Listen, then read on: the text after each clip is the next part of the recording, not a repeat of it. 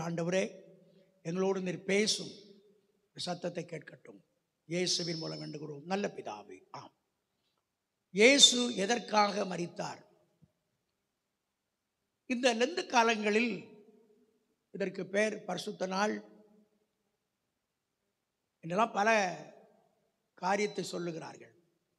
அவர் ஏன் மரித்தார்? வேதத்தில் நூற்றுக்கணக்கான காரணங்களுக்காக அவர் மரித்திருக்கின்றார்.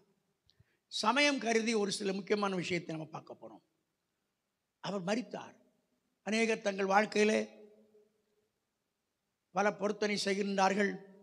இந்த 40 நாட்கள் தவசு காலங்களில் நான் மாம்சம் சாப்பிடுகிறதில்லை, முட்டை சாப்பிடுகிறதில்லை, பூ வைக்கிறதில்லை என்றெல்லாம் பல காரியம் செய்கிறார்கள். கிறிஸ்தவர்கள் பெரும்பாலும் இந்த 40 நாட்களில் ஒரு புதிய வீடு கட்டினா திறக்க மாட்டாங்க, ஒரு கல்யாண காட்சி வைக்க மாட்டாங்க. ரொம்பவும் அது இந்த திருநெல்வேலிக்கு போயிட்டீங்கன்னா போதும், 40 நாள் சொல்லவே வேண்டாம்.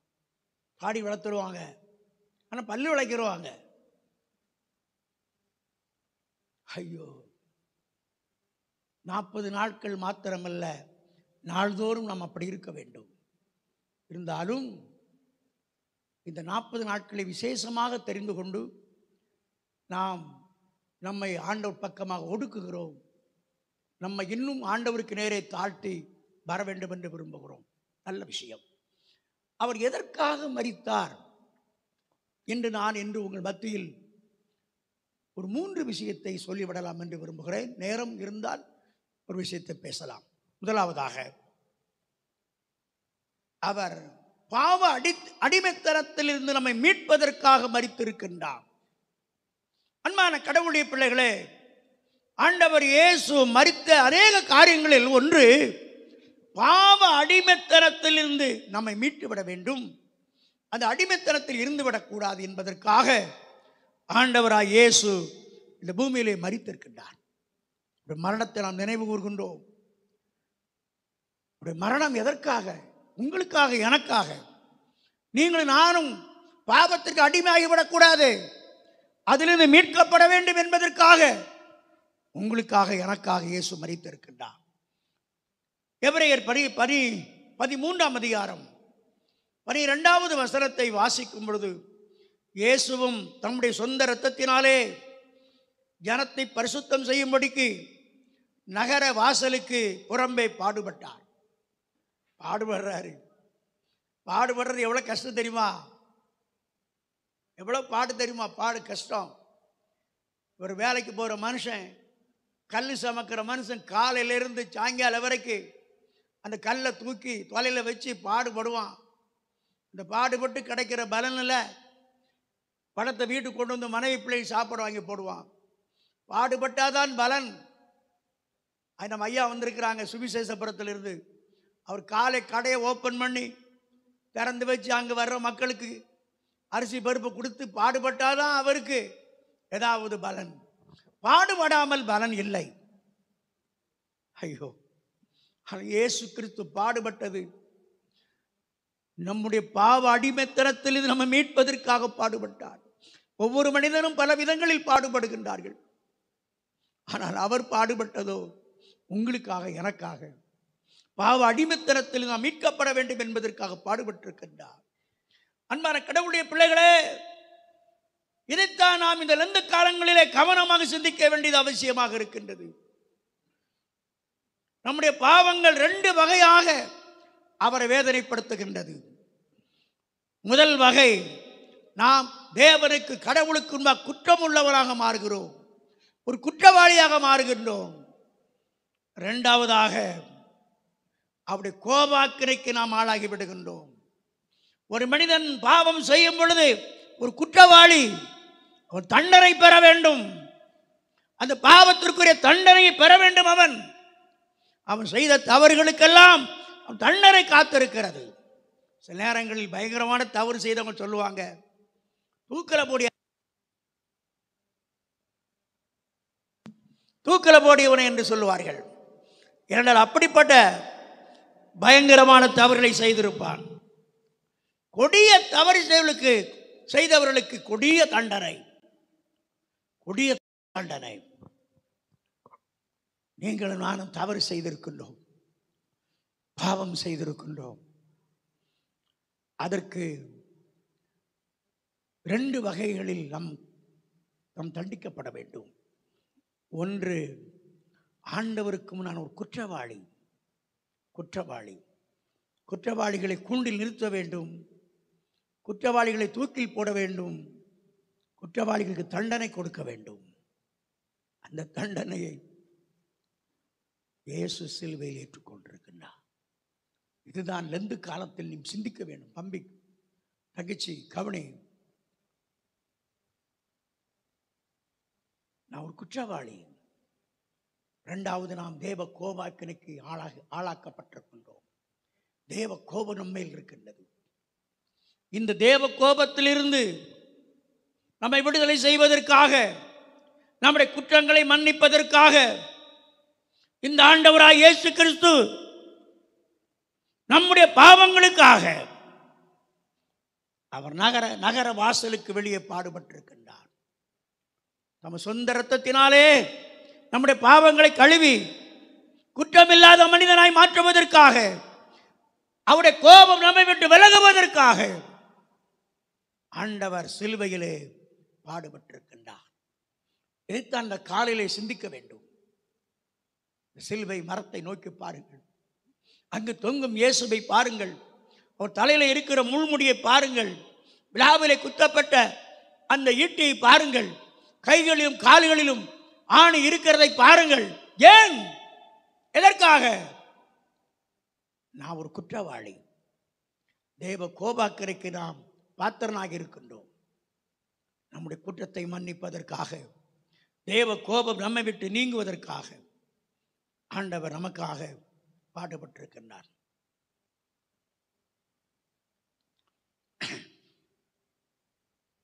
இந்த பாவம் என்ன செய்கிறது? நம்முடைய நடத்தையில் நம்மை அவர் அருவருக்க செய்கின்றது. தேவன் நம்மை அருவருக்க செய்கின்றது. நாம் செய்த பாவம் அவரை அருவருக்க செய்கின்றது. அது நம்மையும் அருவருக்கின்றது. அதோடு நாம் செய்ய வேண்டிய இருக்க வேண்டிய கடவுளின் சாயலை இழந்து விடுகின்றோம். நம்மை தேவன் அருவருக்க செய்கின்றது. தேவ சாயலையும் இழந்து விடுகின்றோம். நாம் தேவ சாயலும் நம்மை விட்டு போய்விடுகிறது. தேவன் நம்மை அருவருக்கிறார். நாம் குற்றவாளியாக இருக்கிறோம். நாம் தேவ கோபாக்கரைக்கு ஆளாகி இருக்கின்றோம். இப்படியெல்லாம் நம்முடைய வாழ்க்கையில் இருக்கிற நம்மை விடுதலை செய்ய வேண்டும் என்பதற்காக, தகிச்சை உன்னை, தம்பி உன்னை, என்னை அவர் நகர வாசலுக்கு புறம்பே பாடுபட்டிருக்கின்றார் சிலுவையிலே. இதைத்தான் நாம் இந்த லெந்து காலங்களில் நினைக்க வேண்டியது அவசியமாக இருக்கின்றது. இந்த 2 கொடுமைகளிலிருந்து நம்மை விடுதலை ஆக்க வேண்டும். என்ன கொடுமைகளிலிருந்து? நான் குற்றவாளி என்கிற கொடுமையிலிருந்து, தேவ கோபாக்கனை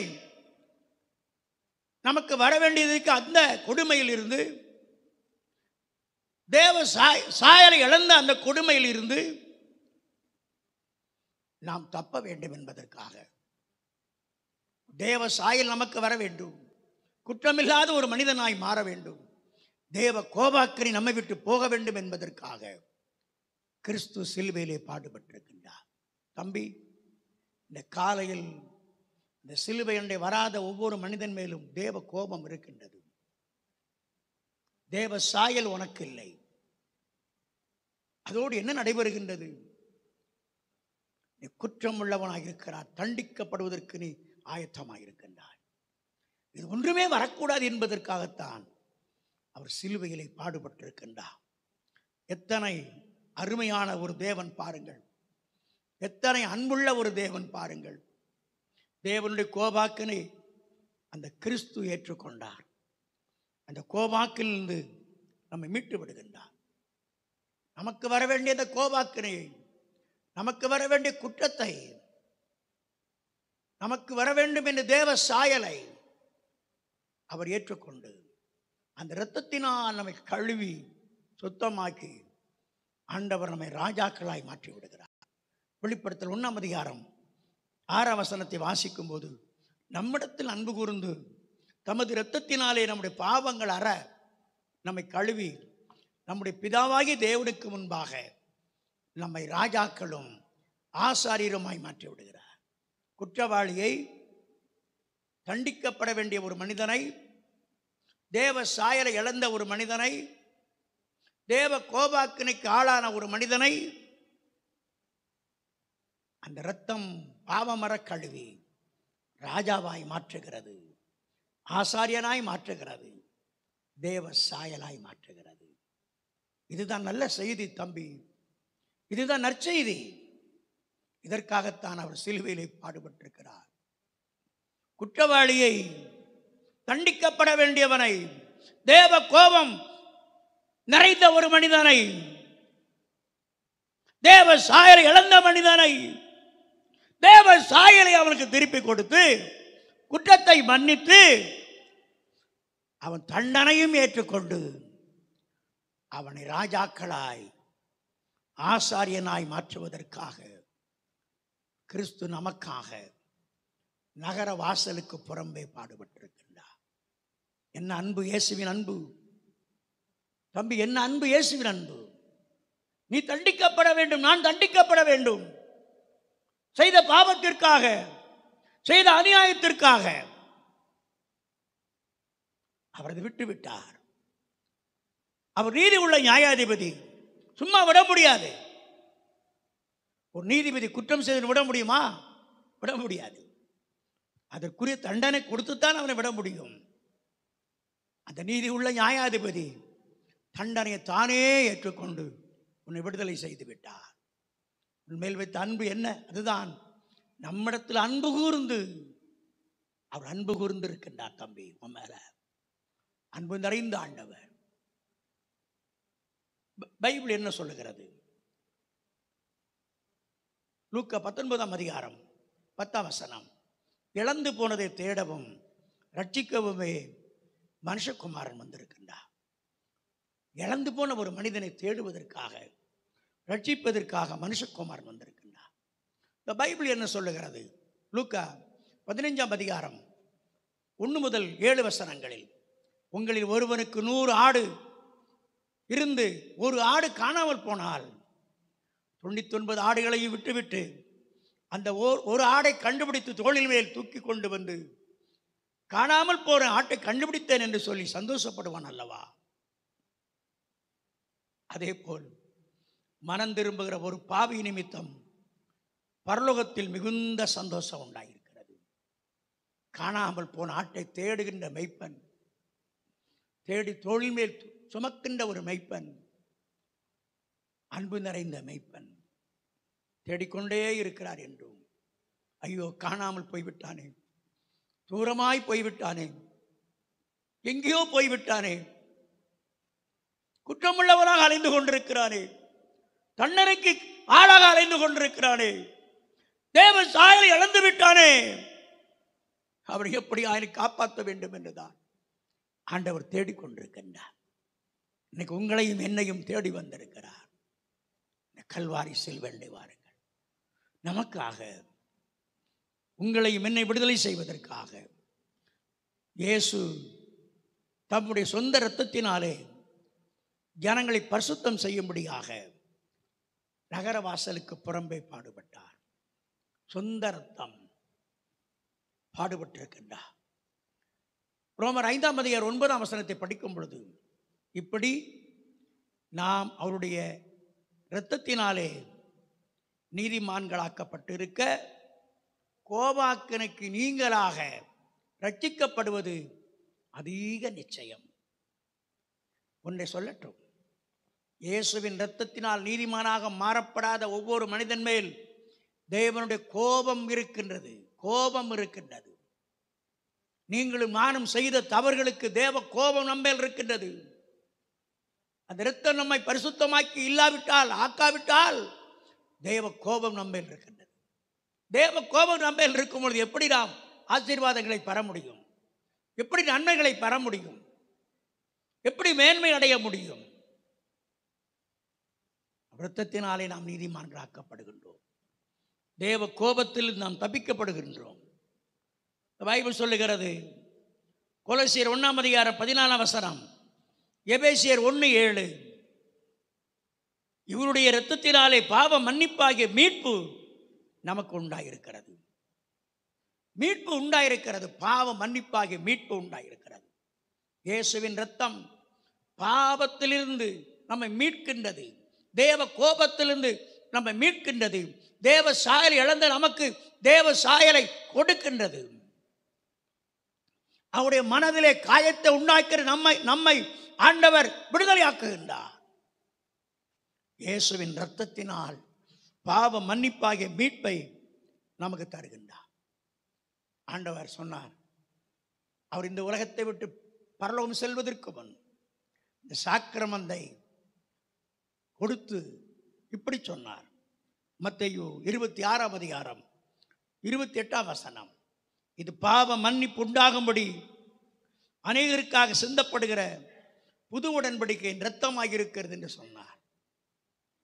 இரத்தம், புது உடன்படிக்கையின் இரத்தம் பாவ மன்னிப்பை உண்டு பண்ணும்படி சிந்தி இருக்கின்றார். அந்த இரத்தத்தை சிந்தி இருக்கின்றார். இயேசுவின் இரத்தம் இந்த பாவங்களை மன்னித்து நம்மை நீதிமானாய் மாற்றுகிறது. தேவ கோபாக்கு நம்மை விட்டு விலகுகிறது. தேவனுடைய சாயலை இழந்த நமக்கு தேவ சாயலை தருகின்றது அந்த இரத்தம், இயேசுவின் இரத்தம்.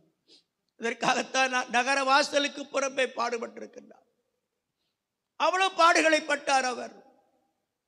ரோமர்கள் பயங்கர குற்றவாளிகளை சிலுவையில் அறிவார்கள். கொடுமையான குற்றம் செய்த மக்களை சிலுவையில் அறிவார்கள். அந்த உயிர் போகாமல் பல நாள் தொங்கிக் கொண்டிருக்கும். மேலே இருந்து பறவைகள், கழுகுகள் வந்து கண்ணை கொத்தும். கீழே இருக்கிற மிருகங்கள் குதித்து குதித்து மாம்சத்தை சாப்பிடும். சிலுவையில் தொங்கின மனிதனை கழுகுகளும் மற்ற பறவைகளும் கொத்தி சாப்பிட்டுக்கிட்டு இருக்கும். கீழே இருந்து மிருகங்கள், ஓநாய்கள், குள்ள நரிகள், மற்ற மிருகங்கள் மேலே குதித்து சாப்பிடும் அதை. அப்படிப்பட்ட கொடிய சிலுவையிலே மனிதர்களை கொல்லுவார்கள். அப்படிப்பட்ட சாபம் நிறைந்த ஒரு மரத்திலே இயேசு உங்களுக்காக எனக்காக தொங்கியிருக்கிறார். தொங்கியிருக்கிறார். எண்ணி பாருங்கள், நினைத்து பாருங்கள். அதுதான் ஆராதனை. இப்படிப்பட்ட ஒரு நல்ல காரியத்தை நினைப்பதற்காகத்தான் ஒவ்வொரு மாதமும் ஆலயத்திலே சாக்கிரமத்தை கொடுக்கின்றார்கள், திருவிருந்தை கொடுக்கின்றார்கள். அந்த அப்பத்தை கையில் வாங்கும்போது நினைக்கணும், எனக்காக நகர வாசலுக்கு புறம்பே பாடுபட்டிருக்கிறார். கண்கள் கண்ணீர் வடியணும், கைகள் ஆடணும், அவனுக்கு அவர் இருதயம் துடிக்கணும். என்னை நினைவுகூறும்படி செய்யுங்கள் என்று சொன்னார். அதுதான் சாக்கிரமந்து. இது ஜாலியா குடும்பமா போயிட்டு அப்படியே எங்களையும் பார், குடும்பத்தை பார் என்று போவதற்கல்ல. இது அதற்கல்ல சாக்கிரமந்து. அவரை நினைவு கூறுவதற்கு, அவர் பட்ட பாடுகளை, நகர வாசலுக்கு புறம்பே பாடுபட்டாரே, பாவியை நீதிமானாக்குவதற்காக, தேவ கோபம் நம்மை விட்டு நீங்குவதற்காக, தேவ சாயலை நாம் பெறுவதற்காக, குற்றமுள்ளவரை குற்றமில்லாத மனிதனாய் மாற்றுவதற்காக பாடுபட்டாரே. அதை எண்ணி பார்ப்பதற்காக, நினைத்து பார்ப்பதற்காகத்தாரே சாக்கிரமந்து. அன்புக்குரியவர்களே, இந்த கால வேளையில எண்ணி பாருங்கள். தேவ கோபாக்கரி நம்மை விட்டு நீங்கிவிட வேண்டும்.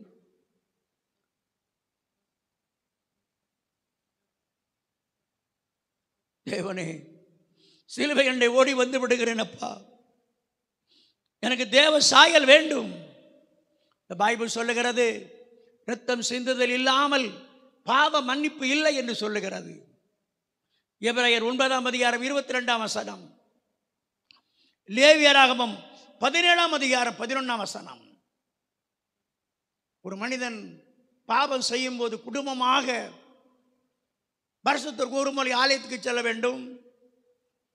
பணம் இருக்கிற வகையின்படியாக பணம் இருக்கிறவர்கள் ஒரு பெரிய ஒரு மாட்டை கொண்டு போக வேண்டும், ஒரு ஆட்டை கொண்டு போக வேண்டும்.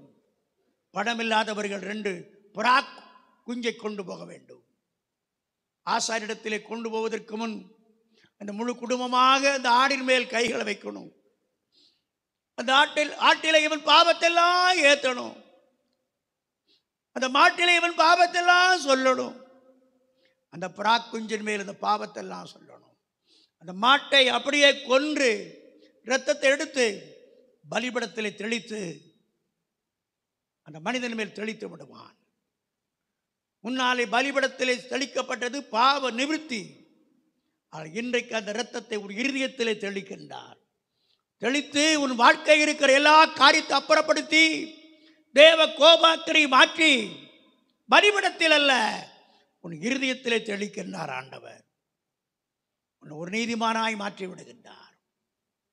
உன்னை பரிசுத்தமுள்ளவனாய் மாற்றி விடுகிறார். ஆகையினால் தான் எபிரேயர் 12ஆம் அதிகாரம் 24ஆம் வசனத்தில், முன்னே தூரமாயிருந்த நீங்கள் இப்படி கிறிஸ்து இயேசுவின் இரத்தத்தினாலே சமீபமானீர்கள். அந்த இரத்தம் என்ன பேசுகிறது? நன்மையானதை பேசுகிறது. அந்த இரத்தம் தீமையானதை பேசுகிறதல்ல. என்ன பேசுகிறது? ஆபேலின் இரத்தம் பேசுகிறதை பார்க்கலும் நன்மையானதை பேசுகிற இயேசுவின் இரத்தத்தை எடுத்து வந்து சேர்ந்து சொல்லுகின்றது. இந்த இரத்தம் என்ன பேசுகிறது?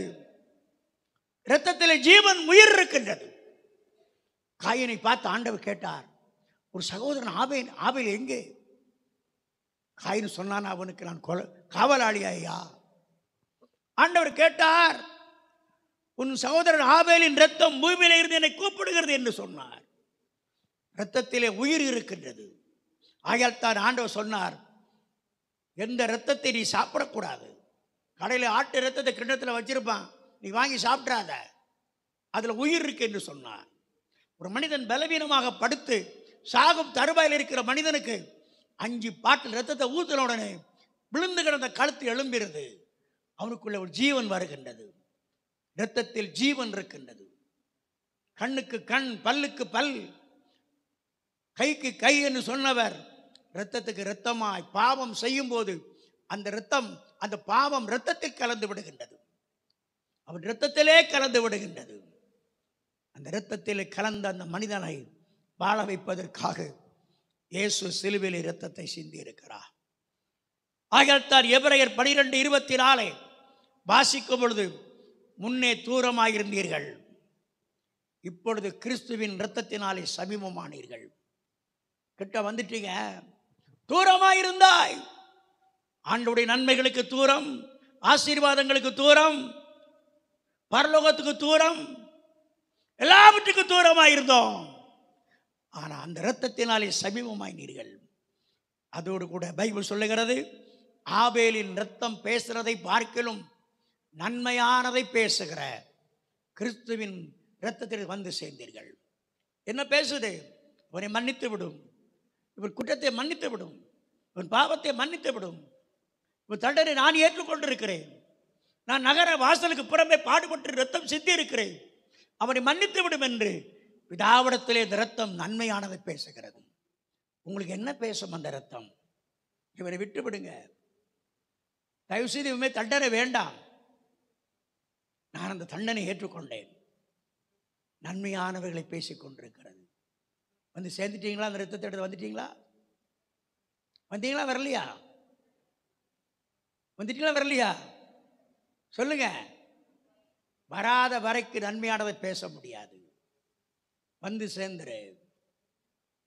இயேசுவின் ரத்தம் நன்மையானவர்களை பேசும். வந்து சேர்ந்துருங்க. கிறிஸ்துவும் நம்மை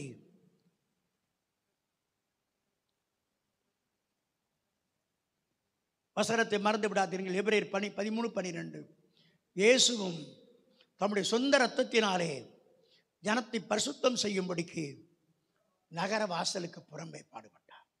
நகர வாசலுக்கு புறம்பே இருக்கிற மனிதனை நகரத்துக்குள்ளே கொண்டு வர வேண்டும் என்பதற்காக, ஆசீர்வாதங்களுக்கு புறம்பே இருக்கிற மனிதனை நன்மைகளுக்கு புறமே இருக்கிற மனிதனை உள்ளே கொண்டு வர வேண்டும் என்பதற்காக நகர வாசலுக்கு புறம்பே பாடுபட்டிருக்கின்றார் கிறிஸ்து. இன்னைக்கு நம்மை கூப்பிடுகிறார், வந்து சேருங்கள் என்று கூப்பிடுகின்றார், அழைக்கின்றார். இந்த பைபிள் சொல்லுகிற சத்தியத்தை சொல்லட்டும் உங்களுக்கு. நான் மத்தேயு 26ஆம் அதிகாரம் 28ஆம் வசனம், இது பாவ மன்னிப்பு உண்டாகும்படி அநேகருக்காக சித்தப்படுகிற புது உடன்படிக்கையின் இரத்தமாயிருக்கிறது. கொலோசியர் 1ஆம் அதிகாரம் 14ஆம் வசனம், இவருடைய இரத்தத்தினாலே பாவ மன்னிப்பாகிய மீட்பு நமக்கு உண்டாயிருக்கிறது. நமக்கு உண்டாயிருக்கிறது. குற்றவாளி கோர்ட்டில் இருக்கும் பொழுது நீதிபதி சொல்லுவார், நீ செய்த குற்றத்திற்கு இந்த தண்டனை, நீ செய்த இந்த கொடுமையான குற்றத்திற்கு கொடுமையான தண்டனை உனக்கு. கொடுமையான குற்றம் செய்தால் கொடுமையான தண்டனை, குறைவான குற்றம் செய்தால் குறைவான தண்டனை. ஆனால் நீ செய்த குற்றமோ கொடுமையானது, மகா கொடுமையானது. அது கொடுமையான தண்டனை வேண்டும் என்று நீதிபதி தான் சொல்லுவார். அங்கிருந்து அவர் நீதிபதி வந்து நீதிக்கு புறம்பே பேசினால் அவர் நீதிபதி அல்ல, அவர் பொய்யன். அவன் ஒரு பொய்யன். நம்முடைய ஆண்டவர் நீதி உள்ள நியாயாதிபதி. சொல்லுங்க எல்லாரும். நீதி இல்லாத நியாயாதிபதி ஏராளம் இருக்கிறாங்க. அவங்க யாரு? அவர் நீதி கிடையாது. நீதி இல்லாத நியாயாதிபதி பலர் உலகத்தில் இருக்கின்றார்கள். ஆனால் இவர் நீதி உள்ள நியாயாதிபதி. இந்த பைபிள் சொல்லுகிறதை கவனிக்கிறீர்களா? சங்கீதம் 7ஆம் சங்கீதம் 11ஆம் வசனம், சங்கீதம் 9:4 2 வசனத்தை படிக்கும் பொழுது நம்முடைய தேவன் நீதி உள்ள நியாயாதிபதி. பாவம் செய்த ஒரு மனிதனை அது நீதி உள்ள நியாயாதிபதி விட முடியாது. விட்டால் அவன் அநீதி உள்ள நியாயாதிபதி. தம்பி கவனி, அம்மா கவனி, தவறு செய்த ஒரு மனிதனை விடுதலை செய்ய முடியாது. அப்படி விடுதலை செய்தால் அது அநீதி உள்ள நீதிபதி, நீதி இல்லாத நீதிபதி, பொய்யின் நீதிபதி, அவர் ஏமாற்றுகிற நீதிபதி. குற்றம் செய்த மனிதனை தண்டனை கொடுக்காமல் விட முடியாது. அதான் நீதி உள்ள நியாயாதிபதி. என்ன செய்கிறது? என்ன செய்கிறது? இதற்கு நீதி உள்ள நியாயாதிபதி அல்லவா? ஆகினால்தான் ஏசாயா 53:5 நம்முடைய மீறுதல் நிமித்தம் அவர் காயப்பட்டு நம்முடைய அக்கிரமங்கள் நிமித்தம் அவர் நொறுக்கப்பட்டார். தம்பி கவனி, அவர் நீதி உள்ள நியாயாதிபதி. அவர் நியாயஸ்வரத்தில் இருக்கின்றார். குற்றம் செய்த மனிதனை விட முடியாது, தண்டனை தேவை. அப்படி விடுவார் என்றால் அவன் நியாயாதிபதியே கிடையாது, நியாயாதிபதியே கிடையாது. அவன் நீதி உள்ள நியாயாதிபதி. தண்டனை ஏற்றுக்கொண்டார், சிலுவையில் ஏற்றுக்கொண்டார். கிறிஸ்துவும் நம்மை பரிசுத்தம் செய்யும்படியாக நகர வாசலுக்கு புறம்பே பாடுபட்டார். இந்த பாடுகளை எண்ணி பாருங்கள், சிலுவை எண்ணி பாருங்கள். தம்பி வாங்க, சினிமா தியேட்டர் ஓடிக்கிட்டு இருக்கியாப்பா, எங்கேயோ ஓடிக்கிட்டு இருக்கியா, உன் காலை வீணா பயிர போகுது, உன் நாட்கள் நாசமா பயிர போகுது, கொஞ்சம் வா. ஆண்டவர் உன்னை கூப்பிடுகின்றார், வந்து சேருது என்று சொல்லுகிறார் உன்னிடத்தில். ஏதோ ஒரு காவாலி நண்பன் நீ பிடிச்சு வச்சிருப்பா, கருங்குரங்க நண்பன். அந்த கருங்குரங்க சொன்னா நீ அவன் கூட அப்படியே போயிடுறிய, தியேட்டருக்குள்ள பூந்துடுறிய, வாணி ஆய பழத்துட்டு உட்கார்ந்து இருக்கிறிய. எத்தனை காலத்திற்கு கிறிஸ்தவர் என்ற போர்வை போர்த்துக் கொண்டு மாய்மாலமாக வாழப் போகின்றாய்? இந்த மாய்மாலமான வாழ்க்கை விடு, சிலுவை நோக்கி பார். உனக்காக அடிக்கப்பட்ட இயேசுவை பார், அவரை பார். உன் கல்வரம் உருகாதா? உன் இரும்பு இதயம் கொண்ட ஈர பசையற்ற அந்த இருதயம் உருகாதா? உருகாதா? கல்வாரி அண்டை ஓடி வந்து விடு.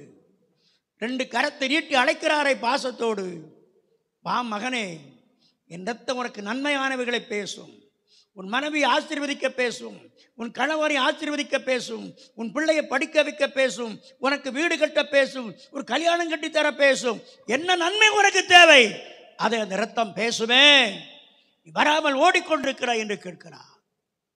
கிறிஸ்துவ நம்மை பரிசுத்தம் செய்யும்படி நகர வாசலுக்கு புறம்பே பாடுபட்டார். பரிசுத்தம் செய்யும்படி இந்த பைபிள் சொல்லுகிற வசனத்தை கவனிக்கிறீர்களா?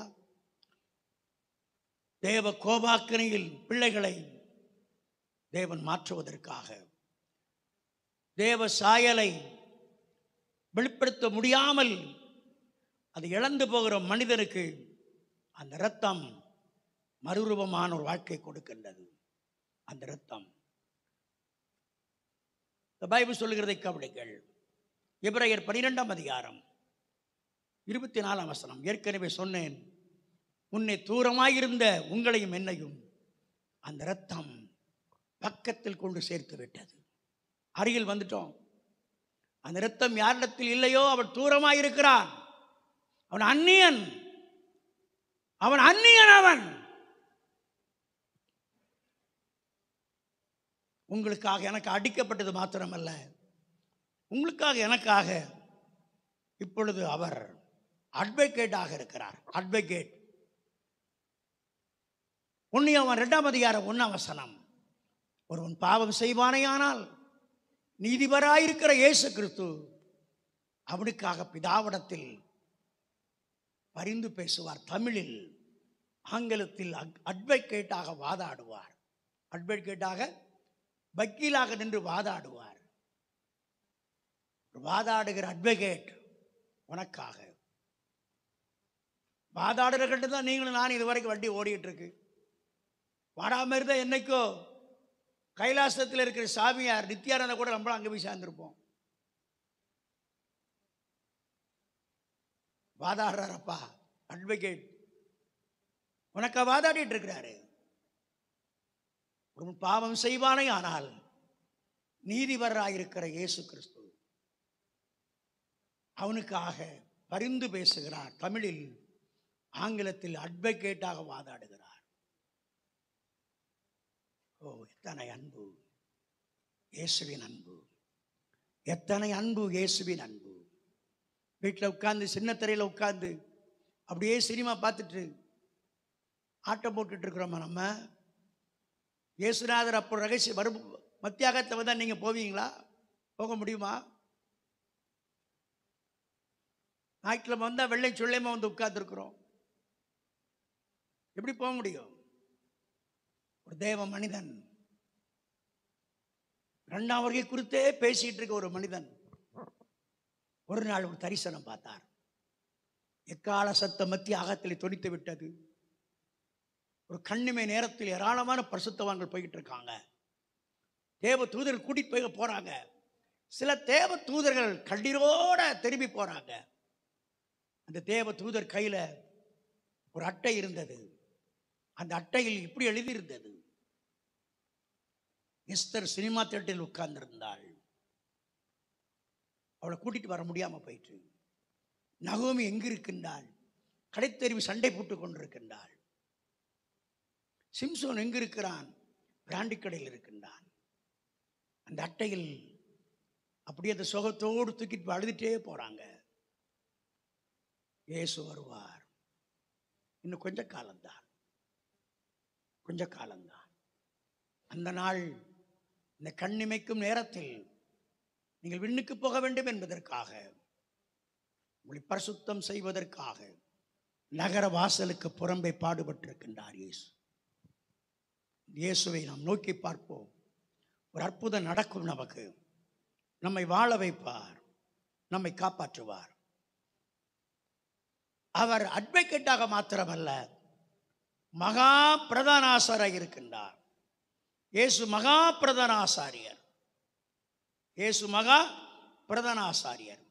எபிரேயர் 4ஆம் அதிகாரம் 14ஆம் வசனம், எபிரேயர் 10ஆம் அதிகாரம் 21ஆம் வசனம். பிரதான ஆசாரியர் என்ன வேலை? பரிந்து பேசுற வேலை. விட்டுருங்க, இவனை விட்டுருங்க. பரிந்து பேசும் வேலை. அவர் உண்மையுள்ள பிரதான ஆசாரியர். உண்மையுள்ள பிரதான ஆசாரியர். எபிரேயர் 2ஆம் அதிகாரம் 17ஆம் வசனம். மூன்றாவதாக எபிரேயர் 9:11 கிறிஸ்து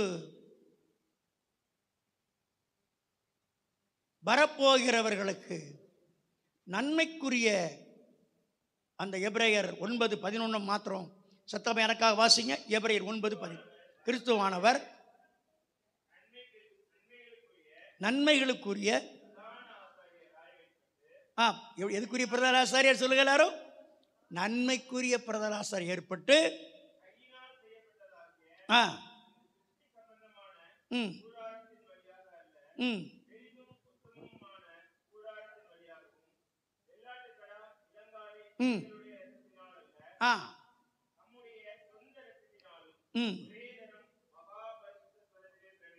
நன்மைக்குரிய பிரதான ஆசாரியர்.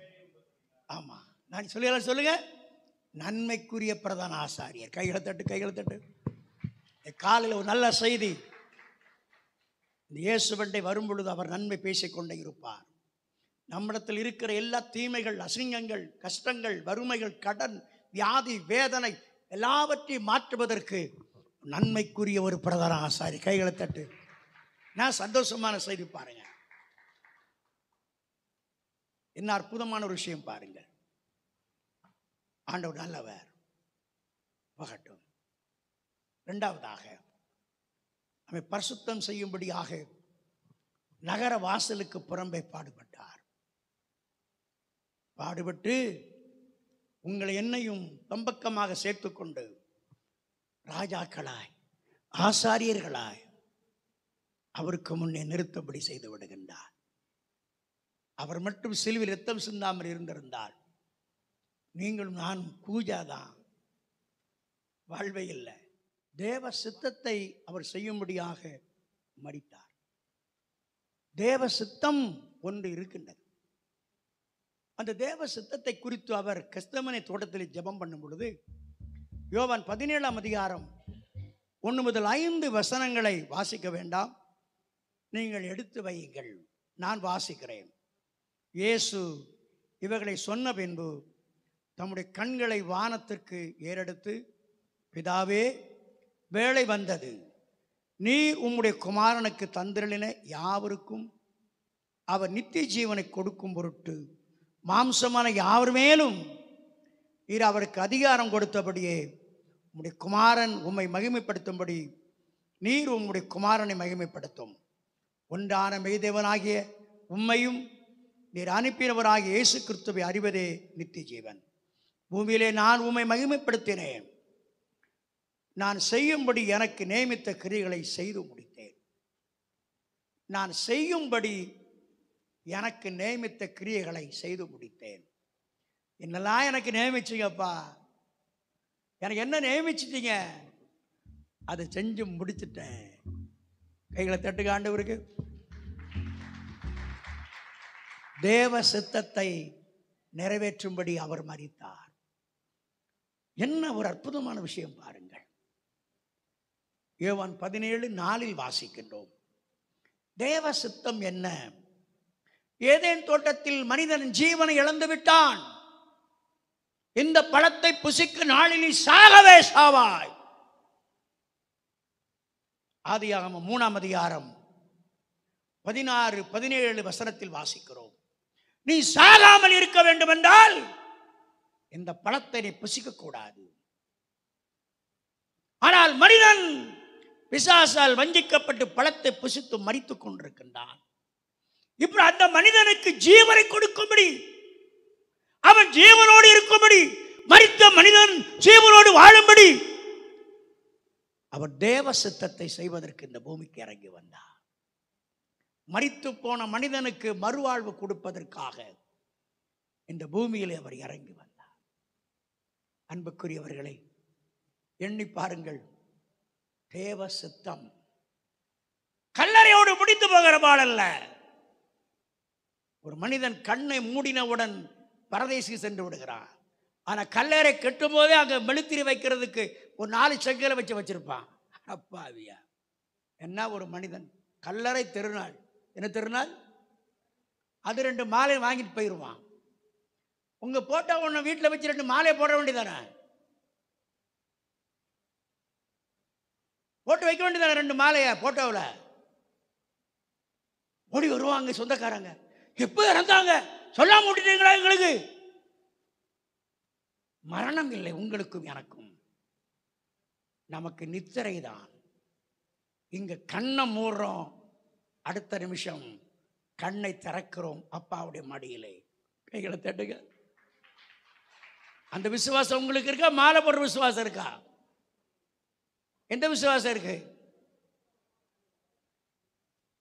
அதுக்காக ஒருத்தர், நம்ம சொந்தக்காரர் ஒருத்தர் இறந்த உடனே ஒருத்தர் மாலை வாங்கிட்டு வரும்போது நீங்க தடுத்துறாதீங்க, போட்டு அதுல உங்களுக்கு நம்பிக்கை இருக்கக்கூடாது. நம்பிக்கை என்ன செய்யக்கூடாது? இருக்கக்கூடாது. நாம் இங்கு இல்லை. சொல்லுங்க.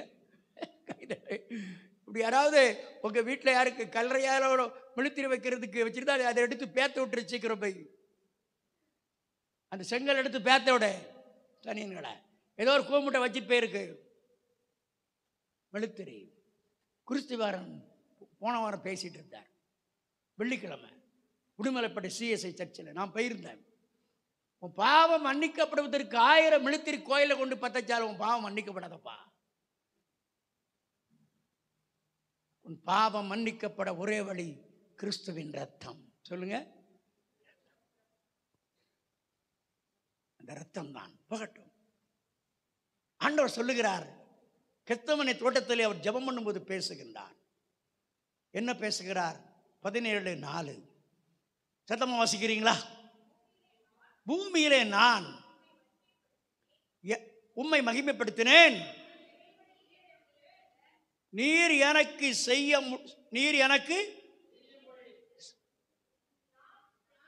நான் செய்யும்படி நீர் எனக்கு நியமித்த கிரியைகளை செய்து முடித்தேன். என்னெல்லாம் நியமிச்சீங்க ஐயா, அதெல்லாம் செஞ்சு முடிச்சிட்டேன். நம்ம சொல்ல முடியுமா? பல காரியத்தை நம்ம எனக்கு நியமிச்சிருக்காரு. சில விஷயம், எத்தனை மிஸ்திரிக்கு படிகளை கட்டு அந்த வேலையை நான் முடிக்கணும்ல. நான் டாட்டா கடைக்கு போயிட்டேன், இந்த மாதம் யாருமே பணம் தரல ஆண்டவரை, தர முடியாது சொல்லிட்டு போக முடியுமா? அதெல்லாம் முடியாது. ஒரு மாதத்துக்கு இந்த சர்வீஸ் நடத்துறதுக்கு 1.5 லட்சம் ரூபா வருது. எவ்வளோ வருது? 1.5 லட்சம் ஒரு மாதத்திற்கு.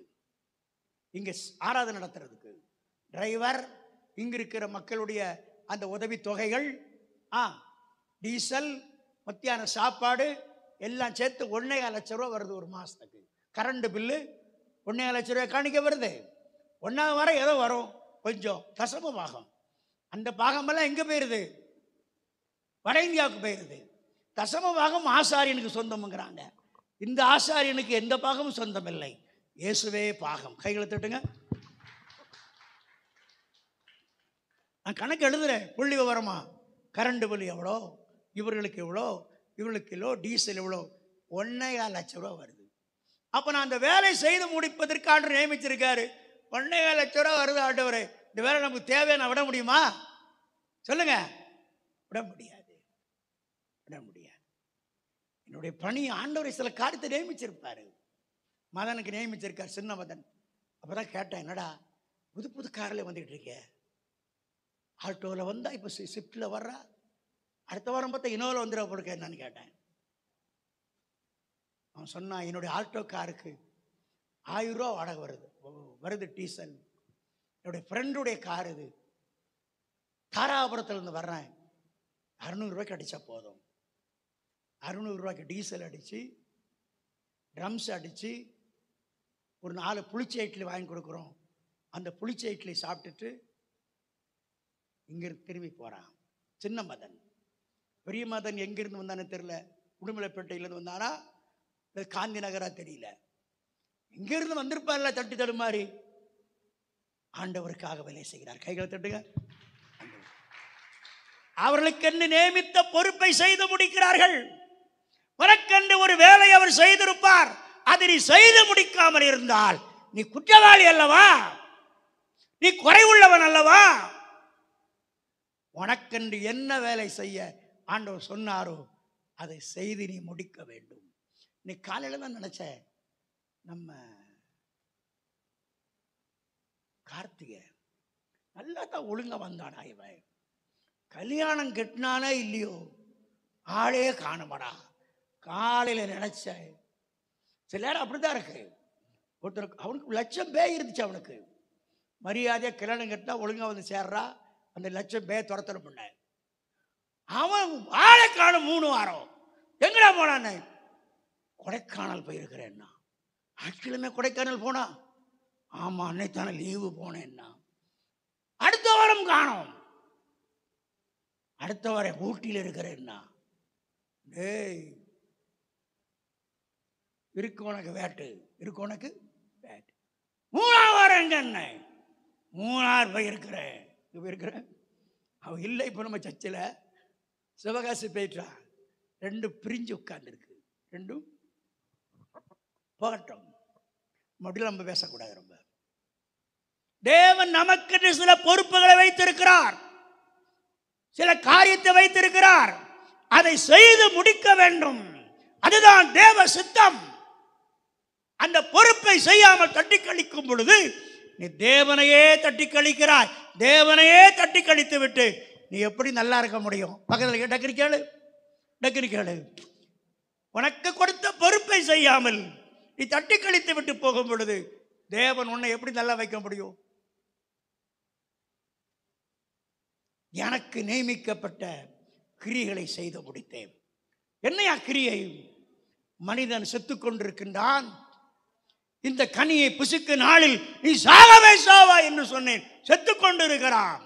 செத்து கொண்டிருக்கிற மனிதனுக்கு ஜீவன் கொடுப்பதற்காக அந்த சாவுக்கு காரணமாயிருந்த அந்த சர்ப்பத்தை பார்த்து பேசினார்.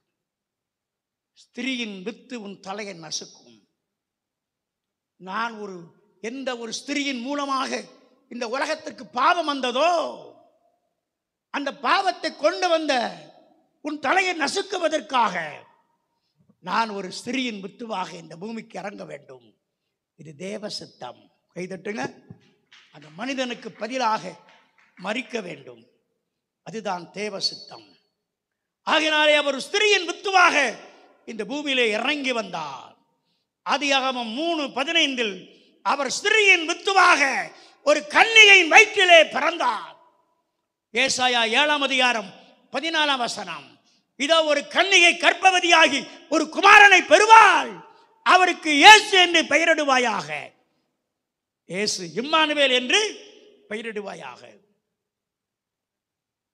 ஒரு கன்னிகை எங்கேயா கன்னிகை கர்ப்பவதியாக முடியுமா? முடியும்.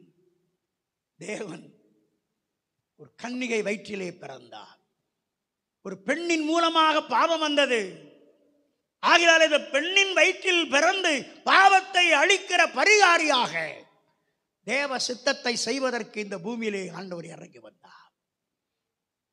பிதாவின் சித்தத்தை செய்து முடிக்கிறவராக இருந்தார். அந்த பிதாவின் சித்தம் என்ன? எபிரேயர் 1:3 பின்பகுதியை நான் உங்களுக்காக வாசிக்கிறேன். தம்மில் தாமே நம்முடைய பாவங்களை நீக்கும் சுத்திகரிப்பை உண்டு பண்ணி ஒருத்தர் வாசிக்கிறீங்களா? பின்பகுதி எபிரேயர் 1:3 பின்பகுதி. தம்மில் தாமே, அதிலிருந்து ஆரம்பிங்க. தம்மில் தாமே நம்முடைய பாவங்களை நீக்கும் சுத்திகரிப்பை உண்டு பண்ணி உன்னதத்தில் உள்ள மகத்துவம் உள்ள ஆசனத்தில் உட்கார்ந்திருக்கிறார். கைதட்டு, கைதட்டு. தம்மில் தாமே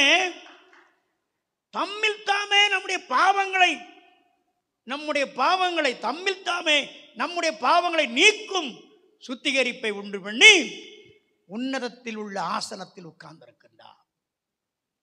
மனிதன் ஜீவனை இழந்த மனிதனுக்கு ஜீவனை கொடுக்க வேண்டும் என்றால் அந்த மனிதனுக்காக நான் மரிக்க வேண்டும் என்று தம்மில் தாமே சுத்திகரிப்பை உண்டாக்கி உன்னதத்தில் உள்ள மகத்துவ ஆசனத்தில் உட்கார்ந்திருக்கிறார். அங்கே இருந்து என்ன பண்ணிட்டு இருக்கிறாரு? அவரை தேடி வருகிற மக்களுக்கு வாழ்வு கொடுக்க வேண்டும் என்று பேசிக் கொண்டிருக்கிறார். கைதட்டு, கைதட்டு. அதான் அவர் வேலை. உன்னதத்தில் உள்ள மகத்துவ ஆசனத்தில் உட்கார்ந்திருக்கிறார். ஆமென், அல்லேலூயா. அதான் ஒரு பாட்டு உண்டு, இயேசு என் பரிகாரி, இன்ப இயேசு என் பரிகாரி. அந்த பாட்டு தம்பிக்கு தெரியுமா தெரியலையா? இயேசு என் பரிகாரி, இன்ப இயேசு என் பரிகாரி, என் ஜீவிய நாட்கள் எல்லாம் இன்ப இயேசு என் பரிகாரி, இயேசு என் பரிகாரி, இன்ப இயேசு என் பரிகாரி, என் ஜீவிய நாட்கள் எல்லாம் இன்ப இயேசு என் பரிகாரி. இனி அவர் அங்க உட்கார்ந்திருக்க என்ன செய்வார்? இனி வசனம் சொல்லுகிறது. எபிரேயர் 9ஆம் அதிகாரம் 28ஆம் வசனம் படிக்கிறீங்களா? நான் வாசிக்கிறேன், நீங்க படிங்க. கிறிஸ்து அனைவருடைய பாவங்களை தாமே சுமந்து தீர்க்கும்படி ஒரு தரம் பலியிடப்பட்டு தமக்காக கொண்டிருக்கிறவர்களுக்கு ரட்சிப்பை அருளும்படி இரண்டாதரம் பாவம் இல்லாமல் பரிசுரம். ஐயா, என்ன ரட்சிப்பது? ஒரு நாள் உன்னை நித்திய வீட்டில் சேர்ப்பதற்காக, கைகளை தட்டு, அந்த சொர்க்க வீட்டில் சேர்ப்பதற்காக, அந்த தங்க தெருவுள்ள வீட்டில் சேர்ப்பதற்காக, அந்த முத்துமயமான பட்டணத்தில் சேர்ப்பதற்காக ஒரு தரம் பலியிட்டாச்சு.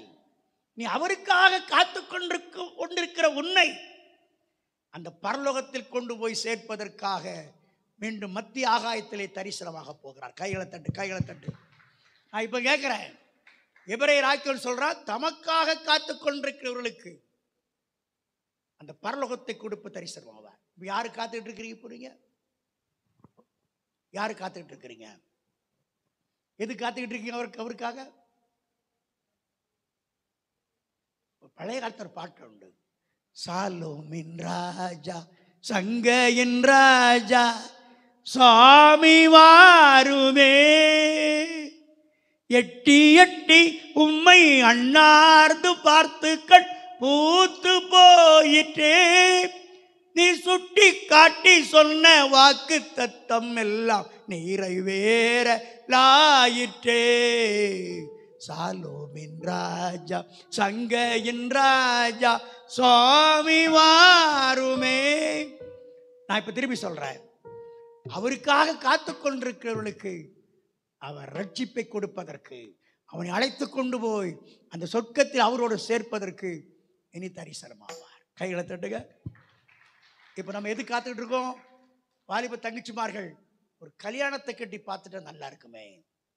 வாலிப தம்பிமார்கள் நேற்று குமரக்கு ஒரு போயிருக்கார், அவர் அப்பாவோட சேர்ந்து ஒரு கல்யாணத்தை கட்டி பார்த்தா நல்லா இருக்குமே, அது காத்துக்கிட்டு இருக்காங்க. ஐயாமார்கள் 2 பிள்ளை பிறந்துட்டு ஒரு வீடு தான் இருக்கு, அடிக்கடி சண்டை வந்தா வந்துடக்கூடாது, 2 பேருக்கும் ஒரு வீடு இன்னொருத்தருக்கு வாங்கிட்டா பரவாயில்ல, அவர் வீடு வாங்க காத்திருக்கின்றார்.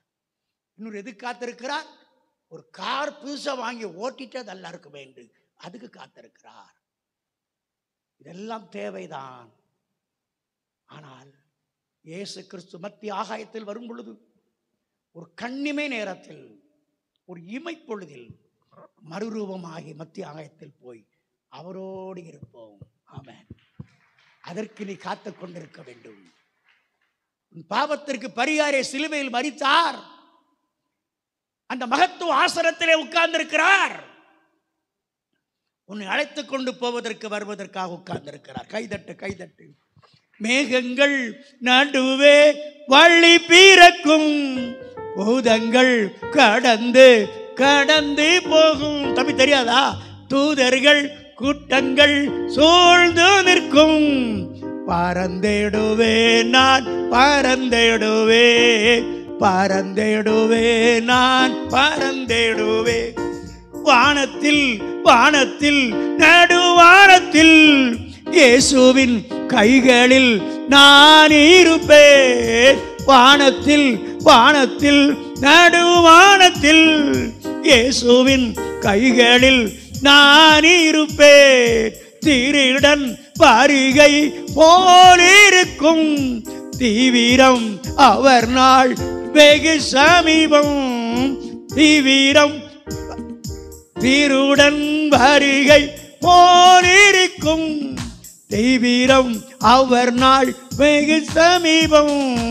வானத்தில் வானத்தில் நடுவானத்தில் இயேசுவின் கைகளில் நான் இருப்பேன். ஒரு நாள் இயேசுவின் கையில போய் இருப்பா. 8 வயசு சண்டே ஸ்கூல் மாணவி தன் டீச்சர் சொல்லிக் கொடுத்த 2ஆம் வருகை குறித்த பிரசங்கத்தை கேட்டு பாடல் ஏற்றியது தெரியலங்கிறீங்களே. என்னதான் தெரியும் உங்களுக்கு? கவலைப்படாதீங்க. ஐயா குரு அவர்களுடைய மருமகன் தம்பி லேட்டாக வந்துட்டாரு. பிறந்த நாளைக்கு உங்களுக்கு டீ சூட தர்றோம். கைகளை தட்டுங்க. வடை தர்றோம். நம்ம வடை போடுறோம். கேட்டாங்க, நீங்கள் லேட்டாக முடிச்சிட்டிங்கன்னா முதல் வாங்குற ஆள் 2வது ஒரு ஆள் வாங்கிட்டா முதல் வாங்குற ஆளுக்கு என்ன செய்கிறது? என்ன 2வது வேனில் இறங்குறாங்கல்ல, அவங்க எல்லாம் வாங்கிட்டு போயிட்டா உட்கார்ந்த ஆளுக்கு என்ன பண்ணுறதுன்னு கேட்டார். அப்போ நீங்கள் கரெக்டாக முடிக்கணுமில்ல. அவர் சொல்லி இருக்கிறாரு, வடைக்காகலாம் முடிக்க முடியுமா?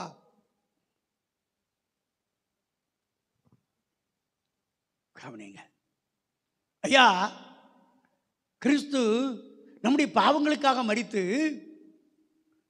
அவர் பரலோகத்துக்கு சென்று மகத்துவ ஆசனத்தில் உட்கார்ந்து இருக்கிறார்.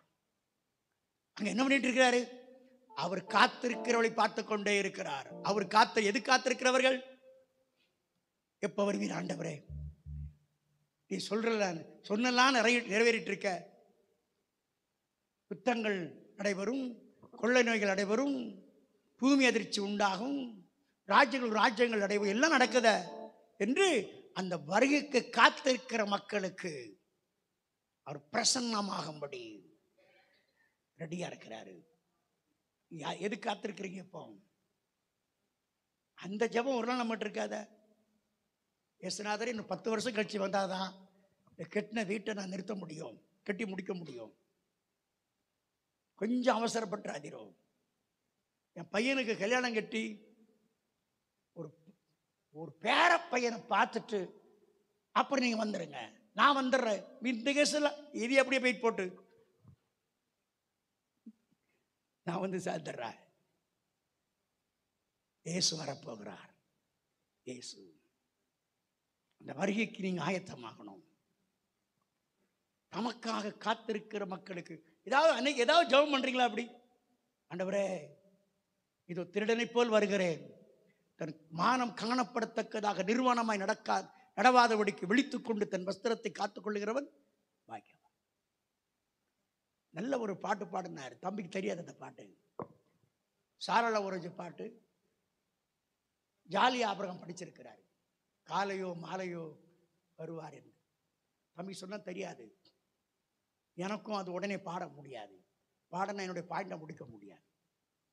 இந்த செல்லில் எல்லா பாட்டு வச்சிருக்கிறாங்களா? எல்லாம் படிச்சுட்டு இருக்க வேண்டியதானே கொஞ்சம் இல்லையா? அப்பப்போ அந்த சுட நமக்கு பிரியாணி போடணும். பிதாவுடைய சித்தத்தை செய்வதற்காக மரித்தார். பிதாவின் சித்தம் என்ன? மனிதனுடைய பாவங்கள் மன்னிக்கப்பட்டு அவர் பரலோகம் வர வேண்டும். அதற்காக அந்த பிதா குமாரனாக இந்த பூமிக்கு இறங்கி வந்து மரணத்துக்கு அதிகாரி பிசாசானவனை தமது மரணத்தினாலே அழித்து மனிதனை நித்திய ராஜ்யத்துக்குள் கொண்டு போக வேண்டும். அதற்காக அந்த பிதாவின் சித்தம் செய்வதற்காக மரித்தார். அல்லேலூயா.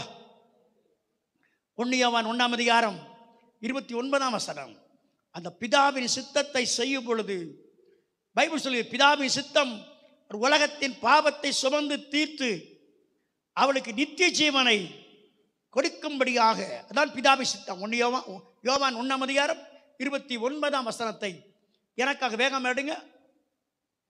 யோவான் 1ஆம் அதிகாரம் 29. சத்தமா வாசிக்க முடியுமா யாராவது? 1:29. யோவான் 1ஆம் அதிகாரம். நீங்க வாசிக்கிறதுக்குள்ள 1:29. மறுநாளிலே யோவான் இயேசுவை தன்னிடத்தில் வரக்கண்டு, இதோ உலகத்தின் பாவத்தை சுமந்து தீர்க்கிற, உலகத்தின் பாவத்தை சுமந்து தீர்த்து அவர் நித்திய ஜீவனை கொடுக்கும்படியாக அந்த தேவ சித்தத்தை செய்ய வந்தார். தேவ சித்தத்தை செய்ய வந்தார். அவன் பிதாவின் சித்தத்தை தமது உயிரை விட பசியை விட மேலாக செய்தார். பிதாவின் சித்தத்தை செய்ய வந்த அந்த ஆண்டவர் அந்த பிதாவின் சித்தத்தை தமது பசியை விட அதிகமாக செய்தார். கவனிங்க, ஒரு நாள் இயேசு பிரயாணத்தில் களைப்படைந்தவராக ஒரு கிணற்றண்டையில் உட்கார்ந்திருந்தார். அங்கே சமாரியா ஒரு பெண் வந்து தண்ணீருக்கு வந்தார். அந்த பெண்ணிடத்தில் பேசிக்கொண்டே இருக்கிறார். தாகத்து தாய் என்று கேட்கிறார். அந்த பெண் சொல்றா, நீ யூதராய் இருக்க சமாரியா பெண்ணிடத்தில் தாகத்தாய் என்று கேட்கலாமா அப்படின்னு சொல்றா. அவர் சொல்றாரு, உன்னிடத்தில் தாகத்து தாய் என்று கேட்கிறவர் இன்னார் என்று அறிந்திருந்தால் நீ அவரிடத்தில் கேட்டிருப்பாய், அவர் உனக்கு ஜீவ தண்ணீரை கொடுத்திருப்பார். இந்த கிணற்றின் தண்ணீரை குடிக்கிறவனுக்கு மறுபடியும் தாகம் உண்டாகும். நான் கொடுக்கும் தண்ணீரை குடிக்கிறவனுக்கு ஒரு காலம் தாகம் உண்டாகாது. அவர் பேசுறாரு. உடனே அந்தம்மா சொல்றாங்க, ஆண்டவரே, கிணறும் ஆழமாய் இருக்கிறது, மொண்டுகள்ல உம்மிடத்தில் பாத்திரம் இல்லையே, பின்பு ஜீவ தண்ணீர் எப்படி வரும்? தண்ணீர் எப்படி வரும் சொல்றாரு. அது இந்த கிணற்றின் தண்ணீரை குடிக்கிறவனுக்கு மறுபடியும் தாகம் உண்டாகும். நான் கொடுக்கிற தண்ணீரை குடிக்கிறவனுக்கு ஒரு காலம் தாகம் உண்டு. அவன் சொல்ற, அந்த தண்ணீர் எனக்கு வேண்டும். இந்த தண்ணீரை குடித்து குடித்து தாகமாகிவிட்டது. அந்த தண்ணீர் எனக்கு வேண்டும் என்று கேட்கும் பொழுது, அப்படி என்றால் உன் புருஷனை அழைத்து கொண்டு வா. சொல்லுங்க சொல்லுங்க எல்லாரும். அப்ப அந்த அம்மாவுக்கு எத்தனை புருஷர் இருந்தாங்க? 5 புருஷர் இருந்தாங்க. அந்த யூத வழக்கம், ஒரு திருமணத்தை செய்துட்டு வேண்டாம்னா தள்ளிச்சிட்டு கொடுத்துடலாம். தள்ளி விட கொஞ்சம் அழகு குறைஞ்சிட்டு கொஞ்சம் உடம்பு சின்னதாகி போச்சு, அப்புறம் அடுத்த ஆளை பிடிச்சிருவோம், அடுத்த ஆளை பிடிச்சிருவோம். இப்படி 5 பிடிச்சிட்டான். எத்தனை? 5 பிடிச்சி 6வது இந்த பெண்ணை திருமணம் செய்வதற்கு ஒருத்தன் கூட வரல. காஞ்ச கருவாடாயிட்டா. என்ன ஆயிட்டா? காஞ்ச கருவாடானதும் யாருமே அவளை விரும்பலை. அப்புறம் இவ பார்த்தா இனி நம்ம கல்யாணமே ஆகாத போல் இருக்குன்னு சொல்லி ஒருத்தரை செட்டப் பண்ணி வச்சுட்டான். அவன் சொன்னா, எனக்கு புருஷன் இல்லை. சரி, கரெக்டா சொன்னாமா, உனக்கு 5 புருஷர் இருந்தார்கள், இப்பொழுது இருக்கிறது உனக்கு புருஷன் அல்ல. இத அவ சொல்லல, இவர் சொல்றாரு. கைகளை தட்டுங்க. இந்த நேரத்தில் இந்த சொன்னதும் பேசிட்டே இருக்காங்க, சம்பாஷணை. சீசர் 12 பேரும் போயிட்டாங்க ஊருக்குள்ள, சாப்பாடு அவங்க போயிட்டாங்க. இவருக்கு பசி வந்துட்டு அவங்க பறந்துட்டாங்க. ஏசுறார் அம்போனி விட்டுட்டு போயிட்டாங்க. பசி வந்தா சொல்லுங்க, ஊழியம் வேண்டாம், எல்லாம் வேணாலும் ஓடிடுவோம் போல இருக்கு. அது அன்னைக்கும் இருந்தது, இன்றும் இருக்கிறது, இன்றும் இருக்கிறது. பசி வந்துட்டு இப்ப ஊருக்குள்ள போய் சாப்பிட்டுட்டு வயிறு உடைக்க சாப்பிட்டுட்டு ஏசுறார் சாப்பிட்டுட்டு சாப்பாடு வாங்கிட்டு வர்றாங்க. ஆண்டவர் சொன்னாரு, நீங்கள் அறியாத ஒரு போஜனம் எனக்கு இருக்கிறது. அப்ப சீசர் பார்க்குற, யாரோ அப்போ இப்படி சாப்பாடு கொண்டு வர்றாங்களோ அப்படின்னு பார்த்துட்டு இருக்காங்க. பசி, தாங்க முடியாத பசி, களைப்பு. அவர் சொல்றாரு, என் பிதாவின் சித்தம் செய்வதே எனக்கு போஜனமாயிருக்கிறது. தன் பசியை விட, தன் வாழ்க்கையில் எல்லா பகுதியை விட தேவ சித்தம் செய்வதில் இயேசு கவனமாயிருந்தார். இயேசுடைய பிள்ளைகள் நீங்க எப்படி இருக்கிறீங்க? பாட்டு படிக்கிறோம், என் சித்தம் அல்ல உம் சித்தம் நாதா, என்னாலே அல்ல. ஆனா நான் சொல்றேன், அந்த இயேசுவை போல உங்கள் வாழ்க்கையில், என் வாழ்க்கையில் இருக்கிற பசியை விட அவர் சித்தத்தை செய்வதற்கு கவனமா இருக்கிறோமா? கவனமா இருக்கிறோமா? யோசித்து பாருங்க. எல்லாம் முடிஞ்சு அதுக்கப்புறம் மீதி இருந்தா இயேசுநாதருக்கு பார்ப்போம். யாரு பார்ப்போம்? எல்லாம் எல்ஐசி பாண்டுக்கிட்டு பணம் போட்டு, அப்புறம் வேற என்னென்னலாம் இருக்கும், ஜவுளி கடைக்கார, மளிகை பில்லு, வேற என்ன பில்லு, எல்லாம் முடிச்சுட்டு மீதி இருந்தா, இயேசுநாதரே இந்த மாதம் மீதி ரொம்ப வரல, போன மாதம் கொஞ்சம் மீதி வந்தது, ரொம்ப அதிகமாக கொடுத்துட்டேன், இந்த மாதம் ஒன்றும் வரல, அதில் இருந்தார் ஒரு 100 ரூபா வச்சுக்கிடும். 100 ரூபாயா? அப்படி அல்ல. ஒன்றை கவனியுங்கள், பிதாவுடைய சித்தம் நம்முடைய பசியை விட அவர் சித்தத்தை செய்ய நாம் அர்ப்பணிக்க வேண்டும். அப்படி இருக்கும் பொழுதுதான் ஆண்டவர் நம்மை ஆசீர்வதிக்க முடியும். அந்த பிதாவுடைய சித்தத்தை செய்வதற்காக ஆண்டவர் இந்த பூமியிலே மரித்தார். யோவான் 6 அதிகாரம் 38 வசனத்தை பார்க்கும் பொழுது, என் சித்தத்தின்படி அல்ல, என்னை அனுப்பின பிதாவுடைய சித்தத்தின்படி செய்யவே வானத்திலிருந்து இறங்கி வந்தேன்.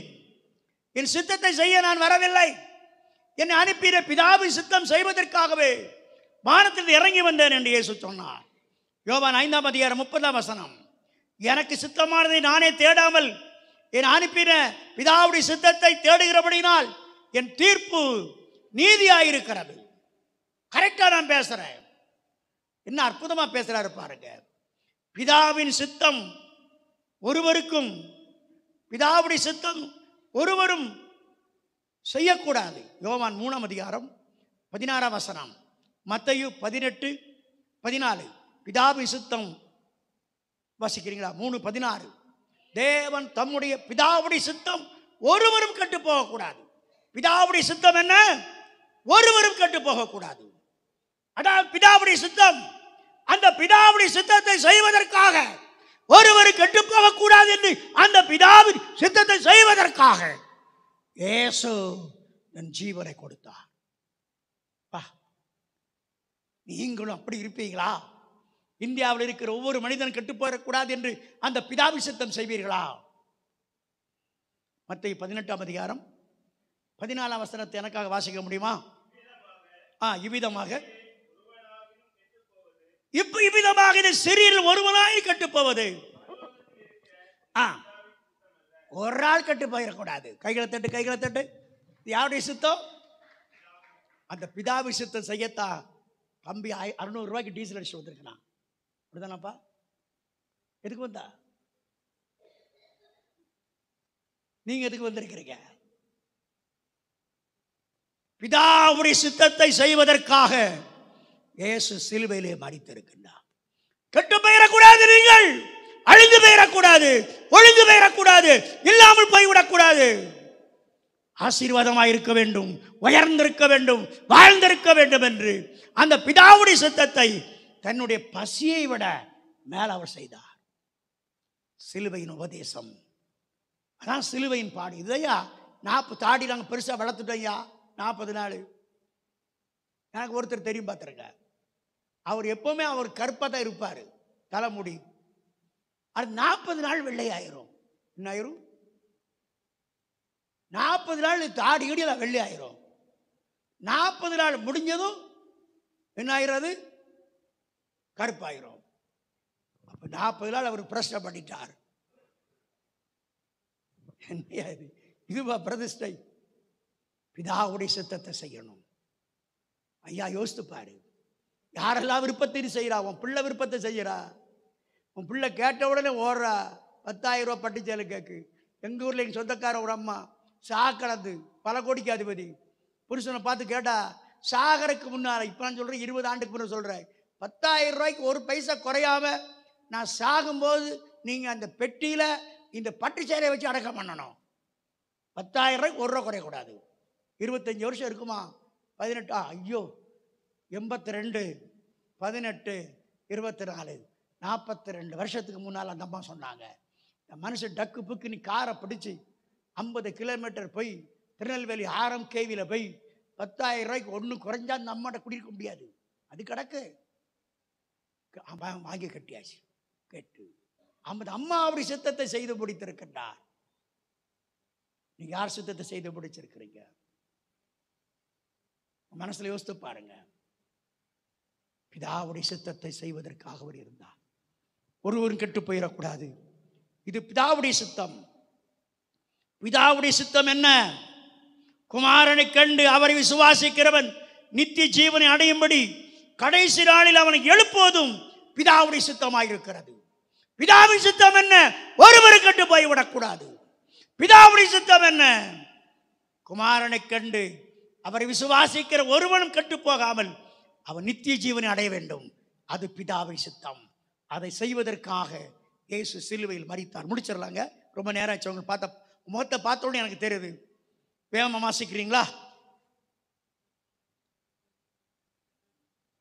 யோவான் 6:39-40 சத்தமா வாசிக்க முடியுமா? யோவான் 6:39-40. நீர் எனக்கு தந்தவைகளை ஒன்றையும் நான் இழந்து போகாமல் கடைசி நாளில் அது எழுப்புவதே அனுப்பின பிதாவி சித்தமாயிருக்கிறது. குமாரனை கண்டு அவனிடத்தில் விசுவாசமாயிருக்கிறவன் நித்திய ஜீவனை அடைவதும் அவனை கடைசி நாள் எழுப்புவதும். கைகளை தட்டுங்க, இயேசுநாதருக்கு தட்டு. பிதாவுடைய சித்தம் என்ன? ஒருவரும் கெட்டு போயிடக்கூடாது. ஆகினாலே கட்டுப்போன மனிதனை ஜீவன் கொடுப்பதற்காக ஒரு கன்னிகையின் வயிற்றிலே அவர் மறந்து பிசாசுக்கு மரணத்துக்கு அதிகாரியை பிசாசானவனை தனது மரணத்தினாலே நசுக்கி அவன் கெட்டுப்போகாமல் நித்திய ஜீவன் அடைவதற்கு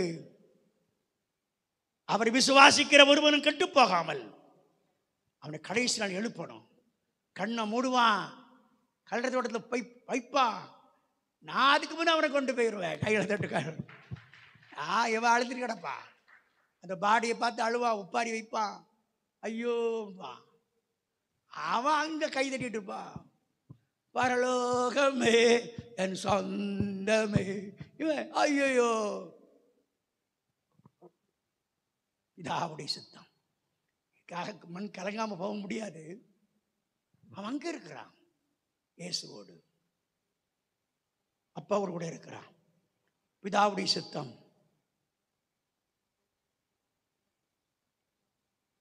ஆகையால் தான் அவர் கிறிஸ்தமனை தோட்டத்தில் என் சித்தம் அல்ல சித்தத்தின்படி ஆகட்டும் என்று சொல்லி பிரார்த்தனை செய்தார்.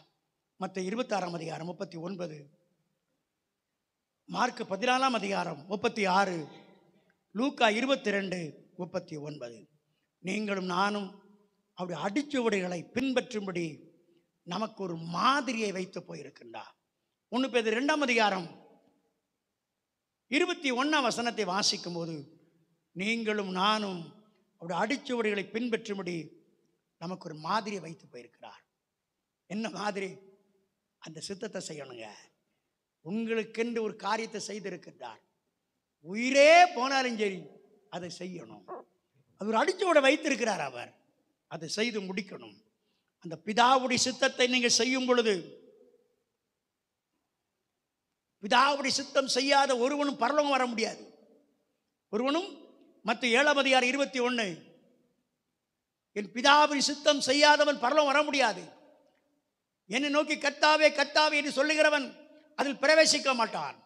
என் பிதாவின் சித்தம் செய்கிறவனே பரலோகத்தில் பிரவேசிப்பான். கைகளை தட்டு. நீ பரலோகம் போக வேண்டும் என்றால், அந்த சொர்க்க ராஜ்யத்தில் போக வேண்டும் என்றால், அந்த பொன்மயமான தேசத்துக்குள் நுழைய வேண்டும் என்றால், 1000 கோடி கோடி வருஷமாய் அங்கே வாழ வேண்டும் என்றால் அந்த பிதாவின் சித்தம் செய்ய வேண்டும். நீ நரகத்துக்கு போக வேண்டும் என்றால், அக்னி கடலுக்கு போக வேண்டும் என்றால் வெற்றாத வெற்று போட்ட. அது அவர் சித்தம் இல்லையப்பா. நான் ஒருவர் கெட்டு போக கூடாது, இல்லை அவர் மரித்திருக்கின்றார். பிதாவின் சித்தம் செய்கிறவன் தான் பரலோகம் போக முடியும். பிதாவின் சித்தம் செய்கிறவன் தான் என்றைக்கும் நிலைத்திருப்பான். என்றைக்கும். 1 யோவான் 2ஆம் அதிகாரம் 17ஆம் வசனத்தை சத்தமாக வாசிக்க முடியுமா? 1 யோவான் 2:17 வேகமாக. உலகமும் அது இச்சை ஒழித்து போகும், தேவ சித்தத்தின்படி செய்கிறவனோ ஆமா கைதட்டு கைதட்டு நிலைத்திருப்பாய். இங்கும் இருப்பாய் அங்கும் இருப்பாய். நீ பிதாவின் உலகமும் இச்சை ஒழிந்து போயிரும். உலகத்தில் காண்கிற எல்லாம் ஒழிந்து போயிரும். ஆனால் பிதாவை சித்தம் செய்கிறவனே என்றைக்கும் நிலைத்திருப்பாய். வா, என்ன அந்த பிதாவி சித்தம் செய்கிறவன் தான் பரலோகத்துக்குள் போக முடியும். அந்த பிதாவி சித்தம் செய்கிறவன் தான் என்றைக்கும் நிலைத்திருப்பான். அந்த பிதாவி சித்தம் செய்கிறவன் ஜெபத்தை தான் அவர் கேட்பார். கேட்பார். எனக்காக வாசிக்க முடியுமா வேகமா? 1 யோவான் 5ஆம் அதிகாரம் 14ஆம் வசனத்தை வாசிக்க முடியுமா? வேகம் வாசிக்க முடியுமா? 1 யோவான்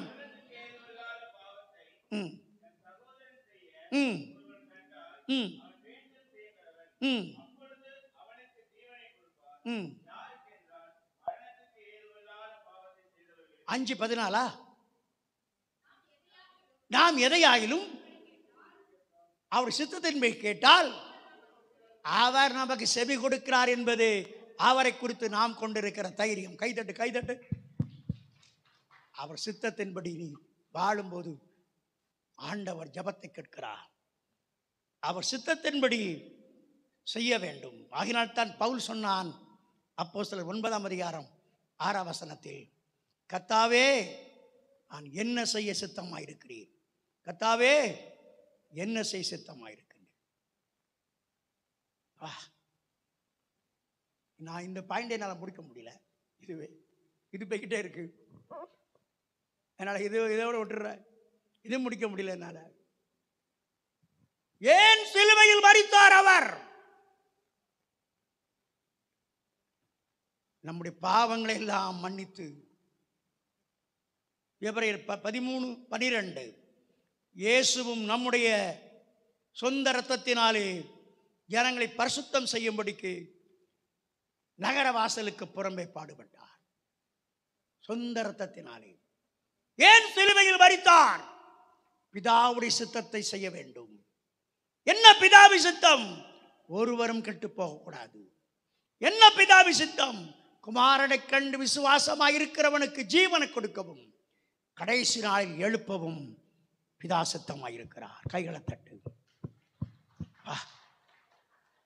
இதுதான் ஐயா சிலுவையின் உபதேசம். இதையெல்லாம் இந்த காலங்களில் பேச வேண்டிய சத்தியம் இதுதான். 40 நாள் தாடி வலிக்கிறியோ வலிக்கலையோ, முட்டை சாப்பிடு எல்லாம் சாப்பிடு. இது இல்லாமல் என்ன இருந்து என்ன கூமட்டை, என்ன பிரயோஜனம்? என்ன பிரயோஜனம்? நீ யாராவது இருக்கிறீங்களா? அதான் நம்ம உண்டில் வாங்கிடுறோம். மச்சான், கறி வாங்குற காசுல எங்கே போடுறதுக்கு? உண்டியில் நம்ம கொடுக்கறது இல்லை. நமக்கு இந்த உண்டியில் இருக்கு, போட்டா போடுங்க, விடுங்க. எழுந்து போமா, நேராச்சு. எல்லாரும் சேர்ந்து உங்களுடைய சித்தத்தை செய்கிற ஆண்டவரே, குற்றமுள்ள என்னை குற்றமற்றவனாக, தண்டிக்கப்பட வேண்டிய என்னை தண்டிக்கப்படாமல் நிரபராதியாக மாற்றிவிட்டீரே ஐயா. நன்மை எண்ணி பார்க்கிறேன் ஆண்டவரே. நீ நீதி உள்ள நியாயாதிபதி. உண்மையாகவே நான் தண்டிக்கப்பட வேண்டும். உண்மையாகவே உம்முடைய கோபம் என் மேல் இருக்க வேண்டும். ஆனால் என் மேல கோபமா இல்லையே, என் மேல அன்பு கூர்ந்த இரத்தத்தினால என் பாவங்களை கழுவி என்னை ராஜாவா மாத்திட்டீங்களே. அந்த அன்பை எண்ணி பார்க்கிறேன் ஆண்டவரே. அந்த அன்பை எண்ணி பார்க்கிறேன் ஐயா. அன்பே, கல்வாரி அன்பே, உம்மை காண்கையில் உள்ளம் உருகுதே. கல்வாரி சிலுவையிலே அடிக்கப்பட்டாரே, நொறுக்கப்பட்டாரே, வதைக்கப்பட்டாரே, நான் வறண்டு போனதே. உனக்கு ஜீவனை கொடுத்து பரலோகம் சேர்ப்பு அல்லவா? உன் பாவத்தை மன்னிக்க அல்லவா?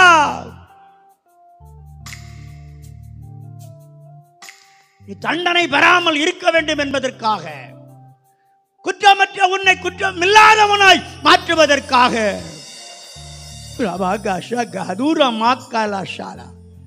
அவர் தொங்கிக் கொண்டிருக்கிறார் சிலுவையிலே. எண்ணிப்பார், நினைத்து பார். மகத்துவ ஆசனத்திலே உட்கார்ந்து நன்மையானவர்களை பேசிக் கொண்டிருக்கிறார்.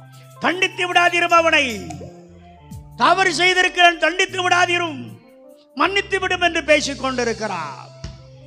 எத்தனை அன்பு நிறைந்தவர் எவர்? நினைத்து பார்த்தீர்களோ? எண்ணி பார்த்தீர்களோ? உள்ளம் உருகாதா? கண் கலங்காதா? கலங்காதா? கல் இதயமா உனக்கு தம்பி? உடையாதா உன் இருதயம்? நொறுங்காதா உன் இருதயம்? நொறுங்கி விடாதா உன் இருதயம்? நொறுங்கி விடாதா? கல்வாரி சிலுவையிலே தொங்குகிறாரே இயேசு.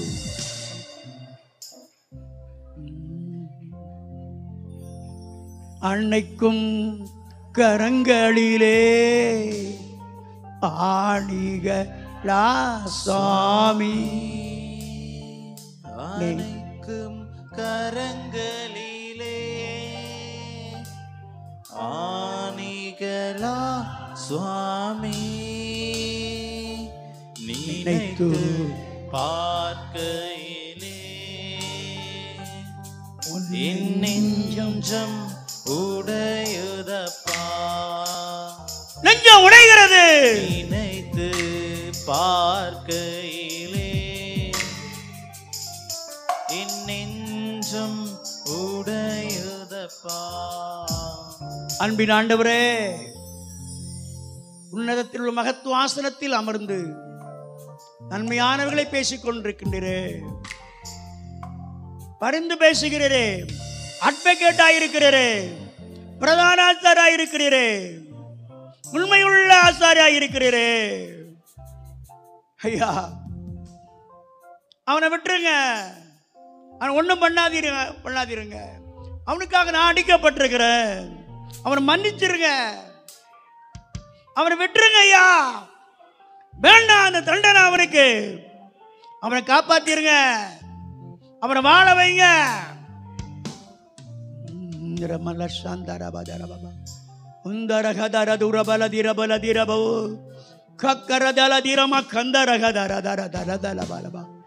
ஆவியானவரே, உங்க பிள்ளைகள் உள்ளத்துக்குள் புகுந்து கொள்வீராக, இருதயத்துக்குள் புகுந்து கொள்வீராக, பாவங்களை மன்னிப்பீராக, பரிசுத்தமாக்குவீராக. நீதி உள்ள நியாயாதிபதியே, உங்க பிள்ளைகளை ஆசீர்வதியும், ஆசீர்வதியும், ஆசீர்வதியும், ஆசீர்வதியும், ஆசீர்வதியும். கைகளை தட்டுங்க. ஆசீர்வதியும். நோய்களை அகற்றும், பலவீனங்களை மாற்றும், அற்புதங்களை செய்யும், கண்ணீரை தொடையும், தூக்கி சுமந்து கொள்ளும், வேதனைகளை போக்கும், துயரங்களை நீக்கும், துன்பத்தை அகற்றிவிடும், சந்தோஷமாய் வாழ வையும், மகிழ்ச்சியாய் வாழ வைங்கப்பா. மனம் இறங்கி விடுங்க, மனம் இறங்கி விடுங்கப்பா. நன்றி பிதாவே. இன்னைக்கு பிறந்த நாளை காண்கிற தம்பிக்காக மீண்டும் ஜெபிக்கிறோம். உயர்ந்த படிப்பை கொடுத்து, நல்ல சுகபலனை கொடுத்து உன்னை ஆசீர்வாதமாக வைங்க. இங்கே இந்த வார்த்தைகளை கேட்ட பிள்ளைகளுக்காக உள்ளம் உடைந்து இதயம் நொறுங்கி ஜெபம் பண்ணுகிறேன். எல்லாரையும் ஆசீர்வதிங்க, எல்லாரையும் காப்பாற்றுங்க.